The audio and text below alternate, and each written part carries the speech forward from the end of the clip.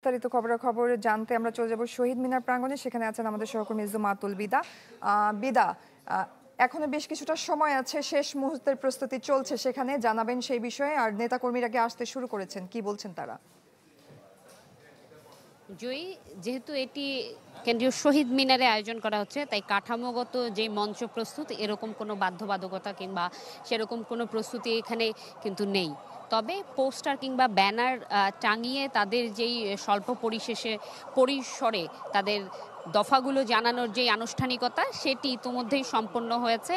এবং যেহেতু এটি 4টা নাগাদ শুরু হবে, বিভিন্ন জেলা উপজেলা পর্যায় থেকে এই জাতীয় নাগরিক পার্টির নেতাকর্মীরা আসবেন, সেহেতু ধীরে ধীরে কিন্তু তারা আসতে শুরু করেছে। আর যেটি একটি আপনি বলছিলেন যে জুলাই সনদ এবং ঘোষণাপত্রের দাবির কথা তারা জানাবেন, ইতোমধ্যেই তাদের আহ্বায়ক কিন্তু বক্তব্য রেখেছেন এবং সরকারি উদ্যোগে যেহেতু 5 আগস্ট ঘোষণার কথা রয়েছে, সেই উদ্যোগকে তারা স্বাগত জানিয়েছেন।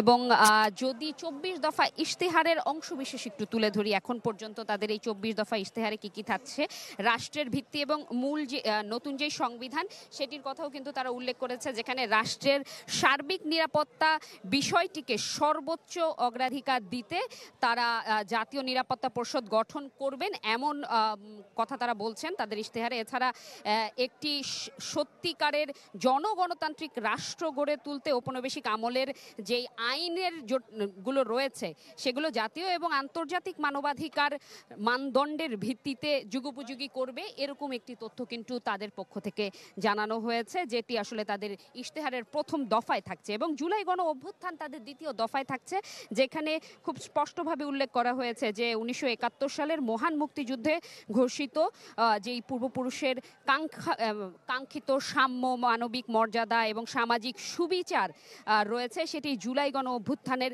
মূল প্রেরণা। একই সাথে তারা 1971 সালের আত্মত্যাগের মহিমাকে ধারণ করেই 2024 সালের জুলাইয়ে তরুণ প্রজন্ম ফ্যাসিবাদের ব্যবস্থাকে উৎখাতের যেই স্বীকৃতি, সেই স্বীকৃতির কথা আসলে তারা স্বীকার করছেন। এবং তারা নতুন বাংলাদেশ গঠনে জুলাইয়ের স্পিরিটকে সর্বদা সমুন্নত রাখতে চান এবং জুলাইয়ের জাতীয় ঐক্য এবং হাজার শহীদের আত্মত্যাগের মহিমাকে তারা শক্তিশালী সাংস্কৃতিক আন্দোলনে রূপ দিতে চান। এই কথাও কিন্তু তাদের এই যেই 24 দফা রয়েছে, 24 দফায় রয়েছে। এবং একই সাথে গণতন্ত্র, নির্বাচন এবং প্রতিষ্ঠা সংস্কার থেকে শুরু করে কৃষি খাত, পররাষ্ট্রনীতি এবং শিক্ষার কথা তারা বলেছেন। এবং পররাষ্ট্রনীতির দিকে যদি চোখ দেওয়া যায়, সেক্ষেত্রে দেখা যায় যে এনসিপির পক্ষ থেকে সার্বভৌমত্ব, নিরাপদ এবং স্বাধীন পররাষ্ট্রনীতি রক্ষার প্রশ্নে আপোষহীন অবস্থানের কথা বলা হয়েছে। অন্যদিকে যদি আমরা একটু নজর রাখি, স্বাস্থ্য এবং সামাজিক সুরক্ষা খাতের কথা তারা যেই প্রতিশ্রুতি ব্যক্ত করেছেন, সেখানেও কিন্তু তারা তাদের অবস্থানগুলো সুস্পষ্টভাবে তুলে ধরেছেন। প্রশাসন এবং দুর্নীতির নিয়ে তাদের যে ভাবনা রয়েছে 24 দফায়, সেটিকেও সুস্পষ্টভাবে তুলে ধরেছেন, যেখানে তারা বলছেন হুইসেল ব্লোয়ার প্রোটেকশন আইন প্রণয়ন করার কথা বলছেন। এছাড়া পরিবার এবং সমাজে দুর্নীতি বিরোধী যেই মূল্যবোধ তৈরি এবং সচেতনতা বাড়ানোর লক্ষ্যে শিক্ষা কারিকুলামের আমূল পরিবর্তন আনার প্রতিশ্রুতি তারা দিচ্ছেন। একই সাথে যেই বিদ্যালয়গুলো আছে এগুলোতে বিশেষ কর্মসূচি চালুর কথাও কিন্তু তাদের পক্ষ থেকে বলা হচ্ছে। অন্যদিকে আমরা যদি একটু নজর দেই, যে অর্থনৈতিক যেই পলিসি রয়েছে সেটিও তারা রেখেছেন। এবং তরুণ ও কর্মসংস্থানের ক্ষেত্রে, নারীদের ক্ষেত্রে এবং নগর পরিকল্পনার ক্ষেত্রে আমরা যদি একটু নজর রাখি যে তরুণদের কর্মসংস্থান নিয়ে তারা কি ভাবছেন, সেখানে তারা যেটি ভাবছেন তার একটু যদি অংশবিশেষ তুলে ধরি, সেখানে হচ্ছে তারা অঞ্চলভিত্তিক আয়ের ক্ষমতা, ক্রয়ের ক্ষমতা নিরিখে একটি সমন্বিত ন্যূনতম মজুরি কাঠামো তৈরি করবার কথা বলছেন। আসলে জয়ী, এই যে 24 দফা রয়েছে, 24 দফায় ওনারা আসলে ঢেলে সাজিয়েছেন। এই যে পদযাত্রায় তারা যেই তথ্যগুলো পেয়েছেন, সাধারণ মানুষ থেকে যেই আকাঙ্ক্ষা পেয়েছেন, জেলা পর্যায়ে, মাঠ পর্যায়ে সাধারণ মানুষের, সেটিকে তুলে ধরার চেষ্টা করেছেন। জয়ী, এই ছিল আমার কাছে এখান থেকে সর্বশেষ। বিদা, ধন্যবাদ আপনাকে। দর্শক, আমরা দেখতে পাচ্ছি আমাদের আরেক সহকর্মী মাহবুবুর রহমান আমাদের সাথে যুক্ত হয়েছেন। মাহবুবুর রহমান, আপনি এই মুহূর্তে ঠিক কোথায় আছেন? আর রাজধানীতে 3টি সমাবেশকে ঘিরে তীব্র একটা যানজটের সৃষ্টি হয়েছে আমরা জানি, তো জনদুর্ভোগের বিষয়টিও জানাবেন আমাদের।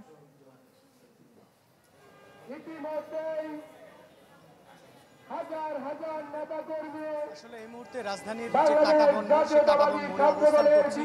কাঁটাবন মোড় থেকে একটু সামনের দিকে গেলেই শাহবাগ, এবং শাহবাগে কিন্তু জাতীয়তাবাদী ছাত্র দলের যে সমাবেশ, গণ অভ্যুত্থানের বছর পূর্তি উপলক্ষে, সেটি চলছে।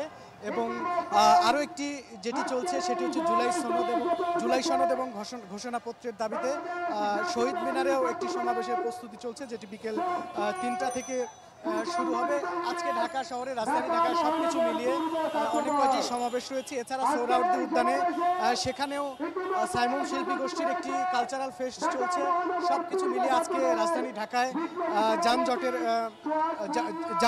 যানজটের পরিমাণটা একটু বেশি। এবং কাঁটাবন মোড়ে আমরা দেখেছি কিছুক্ষণ আগে এখান থেকে ছাত্র দলের নেতাকর্মীরা শাহবাগের উদ্দেশ্যে রওনা হয়েছেন এবং কাঁটাবন মোড় থেকে সায়েন্স ল্যাব হয়ে যে গাড়িগুলো এসেই শাহবাগ দিয়ে অতিক্রম করতো, শাহবাগ ক্রসিং দিয়ে, সেই গাড়িগুলো এখন বিকল্প রাস্তা ব্যবহার করছে। অর্থাৎ এই কাঁটাবন মোড় থেকে ডান পাশের যে রাস্তাটি চলে গিয়েছে নীলক্ষেত মোড় থেকে, সেই রাস্তা দিয়ে এই গাড়িগুলো যাচ্ছে। এছাড়া আমরা জানি যে গতকালকে ঢাকা মেট্রোপলিটন পুলিশ তাদের একটি গণবিজ্ঞপ্তি জারি করেছে এবং সেই গণবিজ্ঞপ্তিতে এই শাহবাগ ক্রসিং হয়ে যে সকল গাড়ি আসলে যাতায়াত করতো সেই গাড়িগুলো বিকল্প রাস্তা ব্যবহার করছে। ওই বাংলা মোটর হয়ে আসা গাড়িগুলো, সেই গাড়িগুলো কিন্তু আরও একটি বিকল্প পথ অবলম্বন করে তারা যাচ্ছে, ইন্টারকন্টিনেন্টালের পাশ দিয়ে যাচ্ছে। এবং এই কাঁটাবন মোড়ে আমরা দেখতে পাচ্ছি যে অনেক যাত্রী সাধারণ কিন্তু গাড়ি না পেয়ে পায়ে হেঁটে কিন্তু তারা তাদের গন্তব্যে যাচ্ছে এবং গাড়ি যেগুলো রয়েছে সেগুলো খুব গাড়ির ঘনত্ব বেশি রয়েছে, কারণ দীর্ঘ সময় জ্যাম থাকার পর গাড়িগুলো ছাড়ছে, যার কারণে শুধুই কাঁটাবন মোড়ে নয়, ঢাকা শহরের মৎস্য ভবন সহ বিভিন্ন জায়গায় দেখেছি গাড়ির দীর্ঘ সারি এবং এখানকার পথচারীরা তারা কিন্তু ভোগান্তির কথাই জানিয়েছে। মাহবুব, ধন্যবাদ আপনাকে। দর্শক, শহীদ মিনার থেকে জানছিলাম আমরা এনসিপির সমাবেশের খবরাখবর এবং 3 সমাবেশকে ঘিরে রাজধানীতে যে জনদুর্ভোগ তৈরি হয়েছে তার খবরাখবরও জানছিলাম। জীবন বীমা কর্পোরেশন নতুন নতুন পলিসি চালু করে আসছে। জীবন বীমা কর্পোরেশন।